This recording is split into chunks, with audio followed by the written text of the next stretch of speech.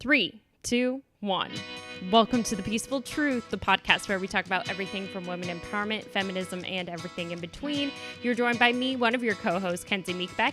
Meghan is out of town for one more week. She will be back next week. But I interviewed a guest who is Annette Mori, and she is a Washington State writer. And we asked her what it was like to become a writer, what inspired her to get into the genre she's in, and also gave us some tips on if some of our listeners are interested in becoming a writer. She is also of the baby boomer generation, so she gave us some perspective of what feminism used to be like in the direction she feels like it's going and whether it's a positive one. So without further ado, let's check it out. Well, hello, and thank you so much for joining us on The Peaceful Truth today. I was hoping that you could introduce yourself and tell us a little bit about what you do. Okay, great. Well, thank you for having me. What an honor to be asked. So my day job, or my main job, the job that pays the bills, honestly, is as a healthcare human resources executive. Oh, cool. And I've been in that career for over 30 years, so a long time. Actually, it's winding down. Probably going to be looking at retirement in the next couple of years. Heck yeah. So that gives me a chance to, and for years I kind of looked at it as a hobby, but after 12 published novels, and my 13th is coming out in October, everybody keeps saying you can't say it's a hobby. So my other side of my other hat is as an author. So I write books, and I call them mashups because there's always a little bit of romance, but there's always something else attached to it. So I like to write about topics that are of great passion to me. So they're all over the map in terms of topical things that I write about.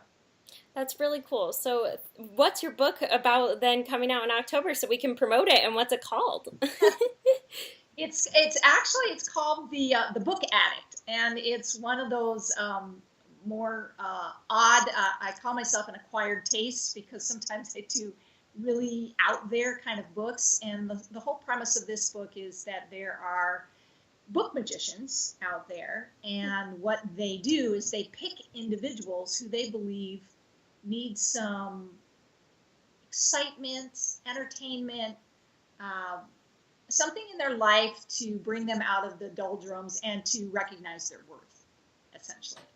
So this book magician who has this bookstore picks this very introverted, kind of nerdy book addict and sends her on an adventure. Oh, cool. And what happens is there's a little bit of, I go into the research about the history of female magicians, which there's some very interesting historical facts, both legend and history. And I talk about how there's this struggle between the book wizards, who think they're better than the female book magicians, and they call them apprentices, and there's this whole struggle, and there's this evil wizard who runs the Wizard Council, and he ends up trying to send this book addict on an adventure to have her never come back. Oh, wow. Because she's the chosen one, not only for the mythical history, but the one who's going to turn this around for the female book magicians. So it's kind of fun, interesting adventure, page-turner love story with a little bit of mystical history attached to it. That's so much fun. That's so cool. So I wanted to see, one, what inspired you to go into this field of writing romance novels, and why, and, well, I guess, and just other types of novels as well, because you mix in a little bit of romance. I don't know if they would, like, all of them are pure romance or not. But yeah, so what inspired you to get into this, and why did you feel like it was necessary? Oh, that's a really good question. Actually, the story is, and the one I stick with because it's true, is I was living apart from my wife, like I am again. It seems like we always go through these stages where we're living apart. So I took a job in a new place, and we were living apart. And during the week, I'm not a big TV goer, and I read a lot. And I was reading one day, and I kind of joked, and I said, I could write these books.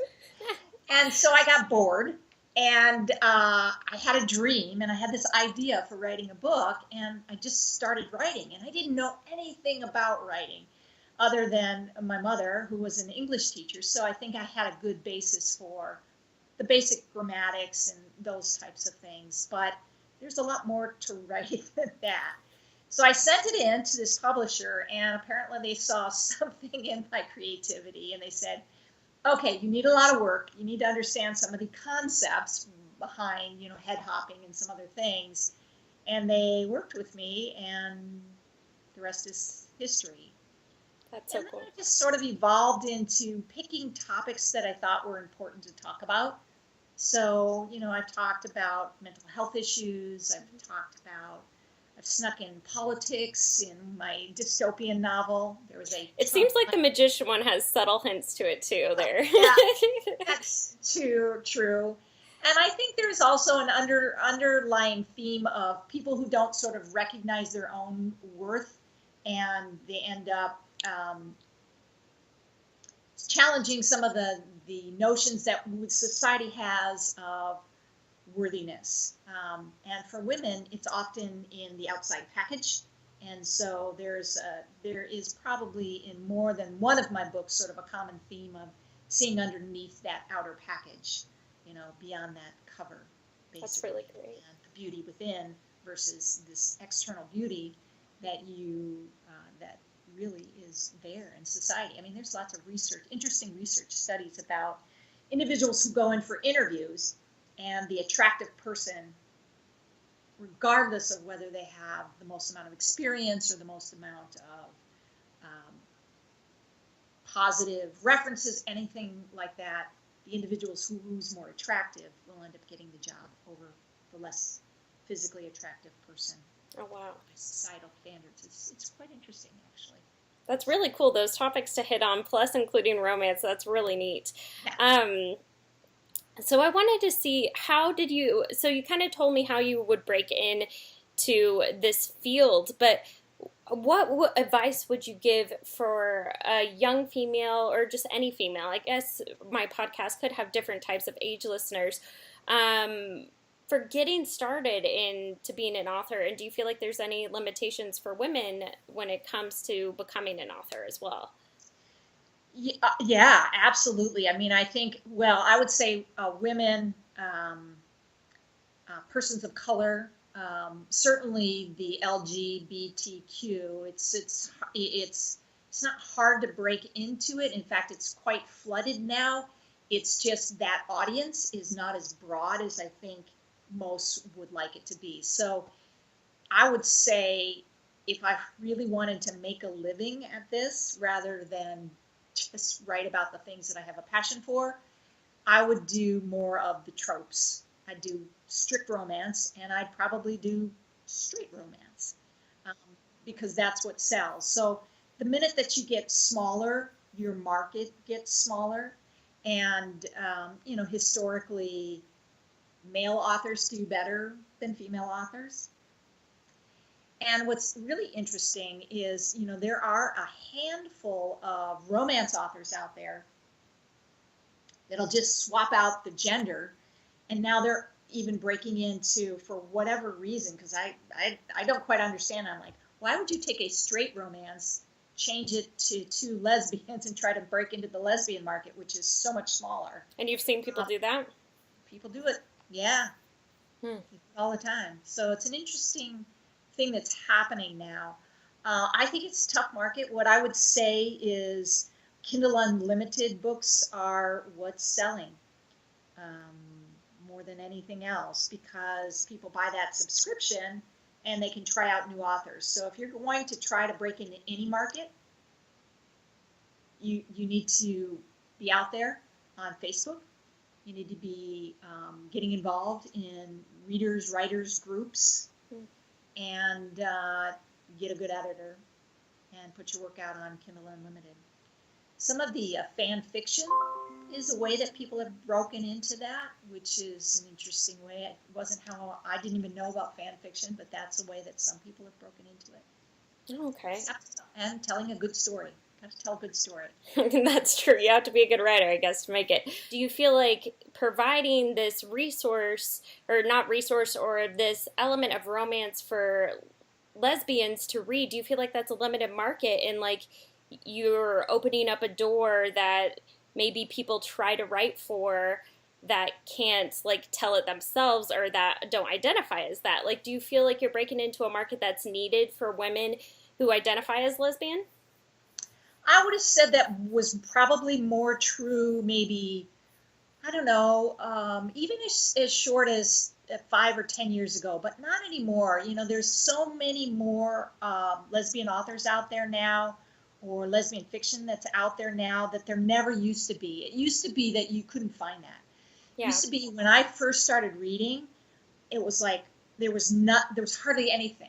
And the pioneers in lesbian fiction are the individuals like Rita Mae Brown, Catherine Forrest. And you would go to a bookstore and you would go in and you would literally, there would be this small group of books that you had to choose from. Mm-hmm. And then you'd have to wait for like a month for the next novel to come out. And ebooks have just exploded the market now. Oh, that's cool. And then the second phase was Kindle Unlimited, where anybody could publish. So with Kindle Unlimited, you don't have to have a publisher. You can self-publish. And there's some people who say that the Kindle Unlimited books are not as good quality. And I would say that's not true all the time. There's some very good independent authors out there that publish exclusively on Kindle Unlimited and do a good job of hiring editors and things like that. But right now, you can get anything from really terrible books that aren't very well edited to some really fine books on Kindle Unlimited, and you read them for free because if you have a subscription, you're right there. So the market, I don't think, is lacking. I think where the market is lacking is outside the trope. And when I say outside the trope, I'm talking about things like the books that sell the best are the ones where the characters are between 20 and 35. Yeah. The minute that you get over 40 or 50, sales go down for the most part. If you include characters, persons with disability, persons of color, science fiction doesn't sell as well. Historical, if you really want to have a terrible, terrible book that doesn't sell well at all, do a historical fiction with women over 50 and people of color.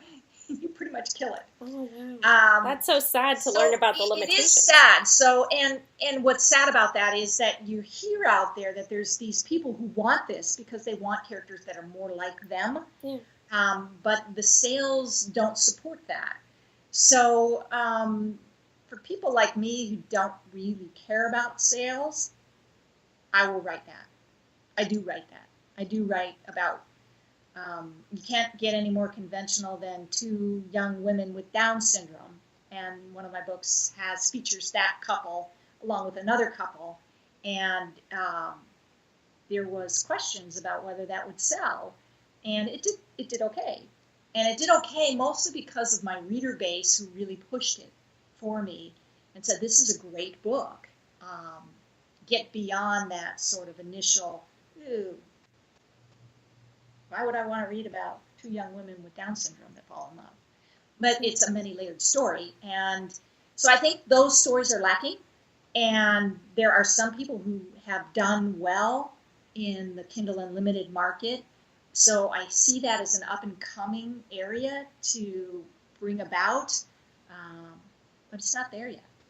Most people like the traditional trope of two women meet each other, complications.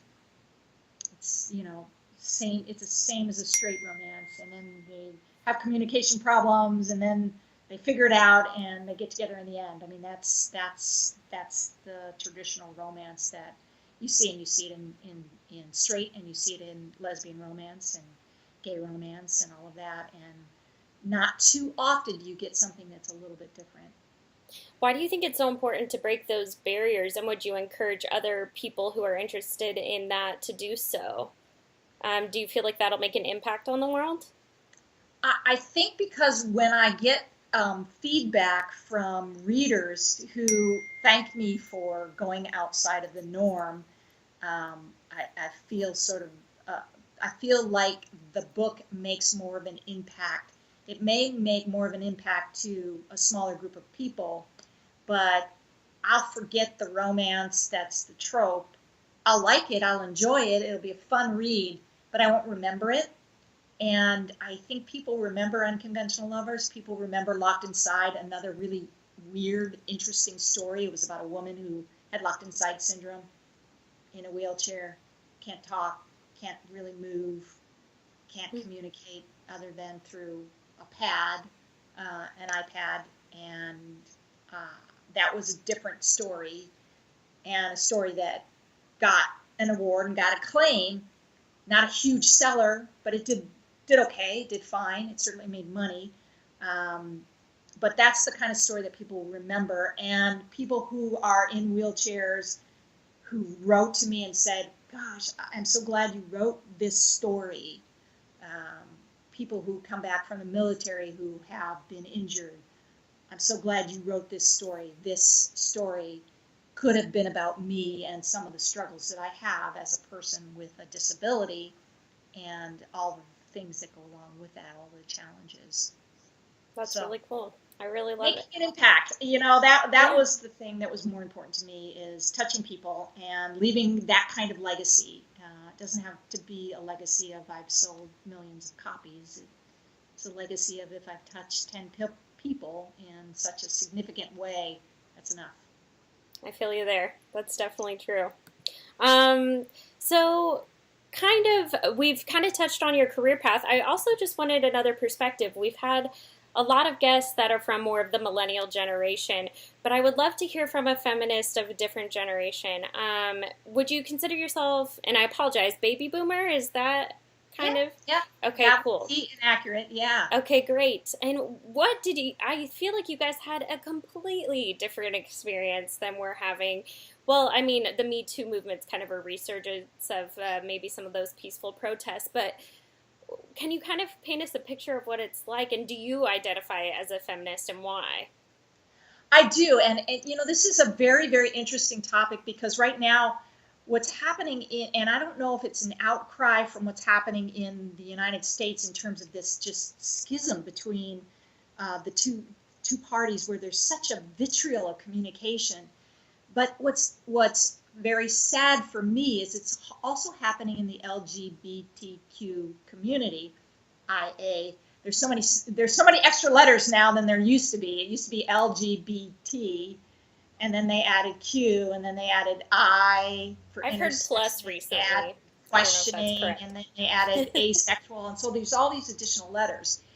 And then there's this whole new concept with this newer generation of cis female. So I was born a female and I identify as a female, versus non-binary, and terms like queer versus lesbian. And it's very interesting, because there's a woman who wrote a book who's more in my generation, called The Disappearing L for lesbian, because there is now this political upheaval there's this radical feminist group that I don't know that I necessarily agree with all of the things that they say, but there's been such a rub, because those individuals who say, no, I'm not queer, I'm a lesbian, I'm a female, I was born female, I love females, no, I don't want to date a trans person because I'm not interested in, I don't want to be crude, but I'm not interested in a penis.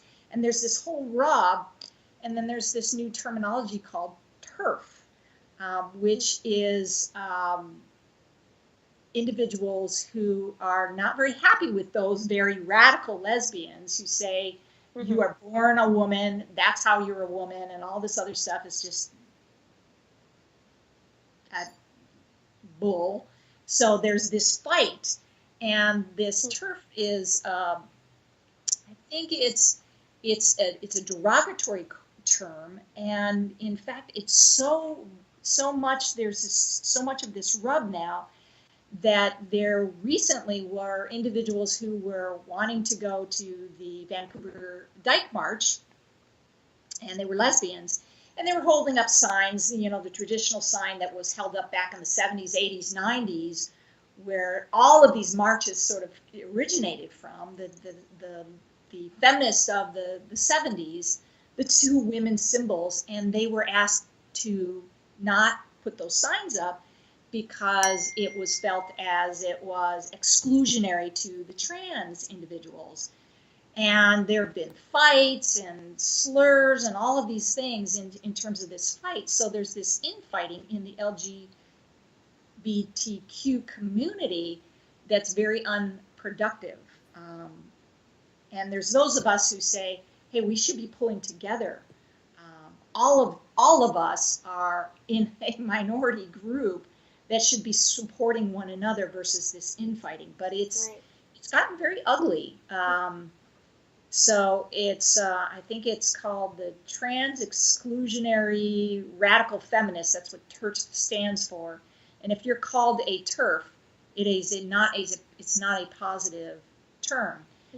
And the interesting part about the historical of feminism is back in the 70s when the National Organization for Women first came about, the president had excluded lesbians. They didn't want lesbians in that because they felt it would create this perception of man-haters and this negative perception. And that was challenged by one of the founders of sort of lesbian fiction that became very big, called her name Rita Mae Brown, and she became very big. And in 1970, she went to the second convention, and there was protest, and then the lesbians were sort of let into, but they were excluded from the convention because they didn't want that label of feminists being lesbians and man-haters. Wow. So there's a very interesting history around all of this, and what I think is unfortunate in terms of this rub with, I would say, some of the newer generation is sort of a lack of understanding the history behind the whole evolution of feminism, and what the young women today can be thankful for some of the pioneers that happened back in the 70s, 80s, and 90s. And the same with marriage equality. The first case that won traction was the Windsor case. It was two lesbians who won the right to have benefits. And that sort of paved the way for marriage equality. And they were older lesbians, and sort of that, hey, you're founding foremothers. Don't forget about what they did to pave the way for you now. So it's interesting learning about non-binary, somebody who doesn't really want to claim a gender, and those are all really new concepts. And I don't know that I quite understand it. I mean, I want to say, hey, whatever you want to label yourself, that's fine with me. But if you start saying, ooh, don't label yourself a lesbian because you're being limiting and all of those different things, and it's rude and it's all of those, and you should be calling yourself queer so that you're not excluding, I want to say, no, but I'm okay being a lesbian. I'm okay labeling myself as a lesbian. I'm okay saying that I'm female. I don't have to use cisgender. That's not important to me. I would say that I think it's more common for millennials and for the younger generation to identify as either queer or non-binary, or not really put themselves into what they think is a box, which is kind of interesting. So this whole idea of labeling, but it is a label. I mean, if you say I'm non-binary, that's still a label. It's just a different label.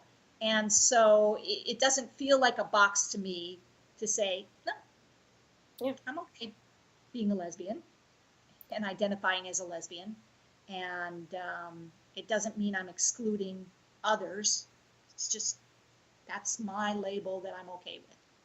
That's really cool. So how would you say feminism, what was it like back then to consider yourself a feminist versus what it's like now? Or just maybe just paint us a picture of what it was like back in the day. Um, I think that it was more difficult to break into boardrooms back then. There weren't as many female role models as there are today. I mean, not to say that we've come that far, because I think still, I mean, what's really telling is the fact that, and thank goodness we had an African American president, but I do believe that there was still quite a bit of sexism that went into why the United States was not ready for a woman president when Hillary Clinton went for it. I think that was still a big, huge part, and I think that still exists. So while we've come a bit, I think actually the Me Too movement has taken us further than any other time.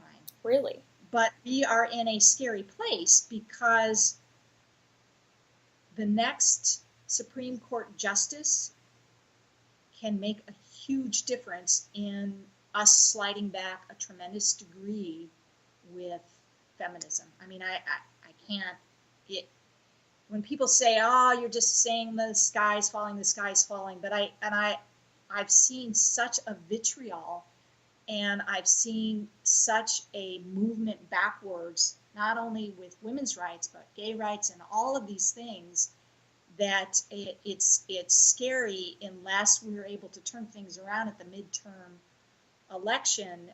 Some very significant backward sliding with women's rights will probably be what we have to face. Mm. Yeah, that's a really good perspective. Yeah, the Me Too movement is a really cool time to live in, though, just to see people not taking it anymore. Let's see. So my final thing is, I guess you kind of answered it, and it's kind of a wrap up, but do you feel like it's still relevant to fight for women's rights? I've had a lot of feedback from men that I know, particularly actually sometimes when I'm in the dating world of random people, because I don't typically have these people naturally in my life, where they say, why would you even fight for women's rights? So do you feel like we have all of it, or do you feel like there's still a lot we need to work on? Well, I think you just need to take a look at the statistics. Women still, as a whole, make less than men. So when we get to a point where it's dollar for dollar even, it's not 70 cents, 80 cents, or whichever statistic you're looking at, maybe, when we get to a point where the major Fortune 500 companies, half of them are women CEOs, yeah, maybe we're there, but we are so far from that. So far from that.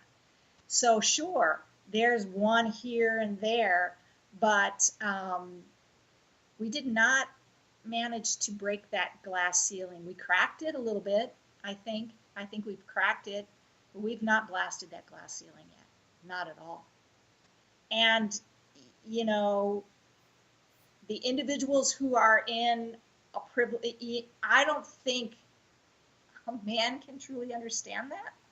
That's just like I can't truly understand what it's like to be a person of color. Right. And so to say, oh, you've come a long way, you're there. For me to say that, I think that's very short-sighted and almost offensive. And I can definitely see how individuals, persons of color, who say, how can you possibly say, oh, you've got, you're there, it's not like that anymore, there's no racism, if you are not in that person's shoes. And I'm sorry, but men are not in our shoes, and so they're not feeling that difference. I happen to be in an industry that is very female friendly, so I'm fortunate to not feel that. because typically 75% of healthcare is women because of nursing. Mm-hmm. But if you look at the CEOs of many hospitals, there's still not a 50-50. The CEO, yes, this chief nursing officer, female, but you're still going to see more men as the chief executive officers in healthcare than you are women. And so in an industry where predominantly there are 75% to 80% in that industry that are female, yet at the top, the very top, there might be 25% maybe, then we still have a long way to go. Absolutely. Cool.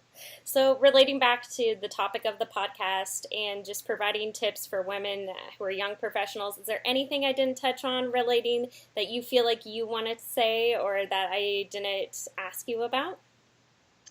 Keep going, keep up the pressure and the fight, and in my lifetime, I would still like to see a female president in my lifetime. I hope we get there. Maybe one day. I hope we get there. Well, we wrap up our podcast. Well, typically I actually do have a co-host. She's been out of town. So I've been kind of interviewing and having a lot of people on. So can you tell me what you're looking forward to this week? That's how her and I always wrap it up. We say one positive thing that we're looking forward to. What are you looking forward to? Oh, well, I stopped writing for a while. So actually, what I'm really looking forward to this weekend is to have some time to put some dedicated time to writing a new book that I started out as really kind of a funny sort of joke. It's called The Panty Thief. But it's, for some reason, I can't help myself. It's turned a little serious. And it's going to have some elements of addiction, drug usage, mental health issues, because I can't help myself. I sneak those serious topics in, and all of a sudden it's turned serious. And so I'm looking forward to sitting down and writing and maybe having some more relaxed time to get it back to, because I always have a bit of humor in my writing. I'm known for being a little bit quirky, and I guess my books are really funny. I don't mean them to be funny, but somehow they get to be funny. And so I'm looking forward to turning some more humor back into this, where it's starting to get real serious, and I want to bring it back. So perfect.